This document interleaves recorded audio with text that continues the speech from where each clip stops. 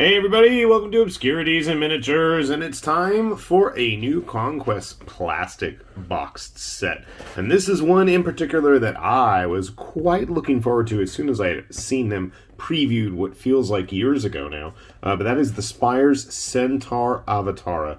So the Avatara, especially with the Spires, I'm really down with. I like the fact that they're like weird, kind of remote drone-like synthetic creations for the most part. I'm not sure if the Centaurs are any different. I'm going to say they probably are pretty similar in that regard. But as you can see here, they are a fusion of both humanoid and horse-like equestrian creature down below with all sorts of extra stuff growing off of them. Looks like they have lance arms fused onto their hands. And then there's a couple of extra blade arms and shields that they are carrying as well. And this looks to be, I'm assuming, the banner and the champion. So I don't know if we have extra pieces or if that's just how they're all going to be built. We'll find out, won't we? So as always, we have our stands with bases. These are the cavalry-sized ones. About 60 millimeters, if I recall correctly. I have a 50 millimeter base around here somewhere. I'm looking. There's one underneath. My Witch Hunter friend. Yeah, it's about a 61. Okay.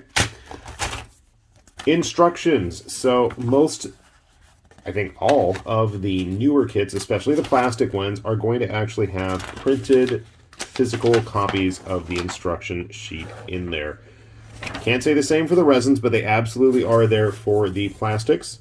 Nice to have if you don't like to fiddle and get lost in the process. Command card with the QR for stats, I believe. I've never used the QR code, so I'm going to only assume that. Looking at the first sprue here, looks to be quite large. That is a good sized body. I mean, the actual horses and the knights from the 100 Kingdoms were big enough, so I'm assuming these are going to be pretty darn big, which is a good thing. You know, I like to have, if I'm going to bother making cavalry models, I want something big and impressive.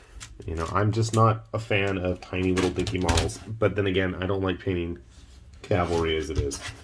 Just too many parts. I'm assuming that I'm going to probably want to keep these separate from the other sprues as I remove them. But you can see here, if you aren't familiar with the more recent plastics from Conquest, they are a lot more sharp in terms of details, a lot more easier to remove. As you can see here, there's two pairs of blade arms. I'm curious if both of those are going to go on this guy.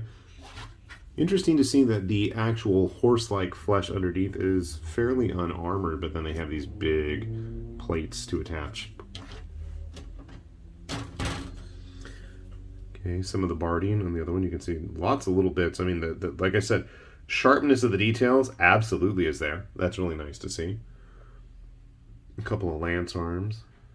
Haven't seen the shields. I believe that is actually a shield right there, so pretty big. Some of the little Avatara doodads. They like to dangle from their armor. Just out of curiosity, if that's the shield. It's a good size shield. And I'm also noticing that there are no repeats on these sprues. Okay, those are the first two, so we can assume this is like the champion, because it's got those.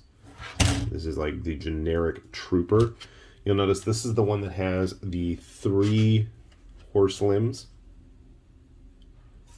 And then we have a extra one right here. Is that the same? No, it's not. Okay. I was curious.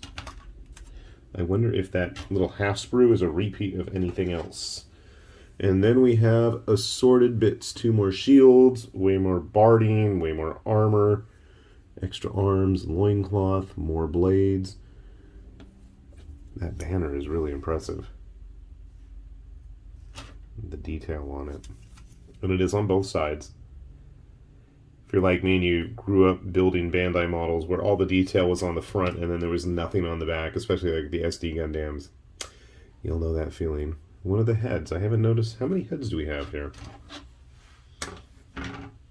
There's a second head with a very Durzian Rackham-like top knot right there.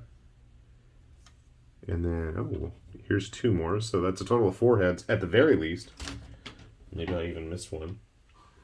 Ooh, and a 5th head right here. So, good. We've definitely got some variety there.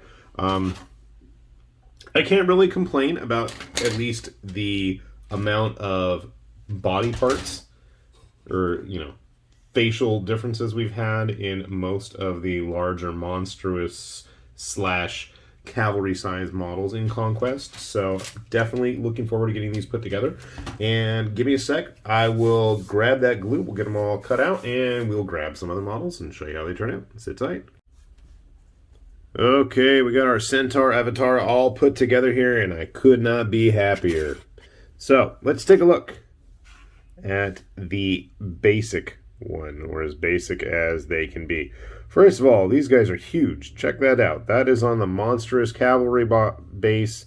I was going to say box, but that's not right. And you can see he kind of overflows on every possible direction. And I didn't realize, though, that back hoofed foot is actually going to be in contact with the base. So I was worried. You only have 2 feet that are actually flat on the ground, but with that third kind of touching it, should give him a nice, stable supporting position. So you can see they've got their 4 arms there, 2 with the blades, 1 lance, and then a shield as well. And tucked away, you actually have the face. And there were quite a variety of heads. I am going to be holding on to all the bits. I totally want to find a use for these. And to me, these guys, more than any of the other Spires models, maybe with the exception of the Avatara, the other Avatara, I should say, being that these are Avatara themselves, is they've really got that distinctly strange, otherworldly style going on. With the clones, just to give you a good indication of how big these are, the clones were very basic, but obviously these being very specialized, cavalry units, but just the overall look of them, I'm really digging it. Gives me a bit of that Rackham confrontation flair, just the shapes involved here, big, tall shoulder pads, very elongated limbs, just all of the decorative stuff hanging off of the barding there, or armor, I don't know what it is, actually. One thing I wasn't really sure of the first time, there's actually this loincloth bit. You do need to put that before you put this kind of belly armor right here on them. I wish there was something to close that gap. It's not super noticeable unless you're obviously looking at it upside down or something, but it's still there nonetheless. Grabbing an actual regular avatar, if we want to use the names correctly, you can see he's just as tall, but significantly thicker, bigger, and ready for action. Grabbing the other more specialized models, here we have the banner model. Now I cheated. I put some glue against his side, so it's just a little bit more sturdy. This thing is going to be super top heavy, and that is going to be absolutely important. You get that third hoof touching the base to get things attached. You'll see there's actually, you can kind of see there's a little gap in there between the body and the banner decorative bits there, and that is intentional. They're supposed to be just hanging in between the bits of armor on the thighs there. Again, with the lance, shield, and at least 1 sword. But yeah, he's going to be super top heavy. But that banner is quite impressive too. I had to get that thing mounted. And then finally we have the champion body. You'll notice that this is actually in a different pose. He's got 1 leg forward and then another leg back. Funny thing though is the parts seem to all be pretty compatible. While this is supposed to be the champion, there's nothing stopping you from really mixing and matching any of these parts. You'll notice the tail's also going up on this one. He's got these really cool like samurai back banner flagpole things, which are going to be an absolute pain to get painted, but it is what it is. And his mane, unfortunately, from his helmet's plume there, does get kind of lost in the folds. But otherwise, just really cool looking model. And like I said, these are super big. I mean, they're as tall as the Avatara, so that should give you a good indication. I mean, they're absolutely going to go, stomp all over any other opposition. I have no idea how I'm going to paint these things. I keep thinking that the skin tones I'm going to do maybe like in a bluish gray. I'm not 100% sure, but the armor is the one that's really throwing me off. They have that kind of orangish look in the official paint schemes. I don't know. I hate painting orange. I'm not good at it. I don't have any good oranges, and that's like a lot of extra work. I don't want to do it. Here, even up against the Wadroon, Raptor riders who were quite large and impressive. I gotta give it to the Spires. I don't know, you're going to make a convert out of me if you guys keep pushing out cool, interesting, big things like this. But honestly, you know what? My go-to top-tier caliber fantasy cavalry model up until this point, honestly, were the Varanguard. And, look at that. Even he's getting outclassed by it. These might actually be a really cool replacement for these. And you know what? They're a heck of a lot cheaper. And not to knock the actual Varanguard. I mean, I really dig the models. I painted two whole units. I flipped one ages ago. But, yeah, why not use these as just, they're absolutely massive, chaos cavalry. Bigger than the current Slaves to Darkness guys, because even those don't even match up with the Varanguard there. So, I mean, if you want something different, and that's kind of what I crave, I don't think you can get much different than four-armed Centaur, Durzian, Samurai, Elf hybrid, genetically cloned monsters.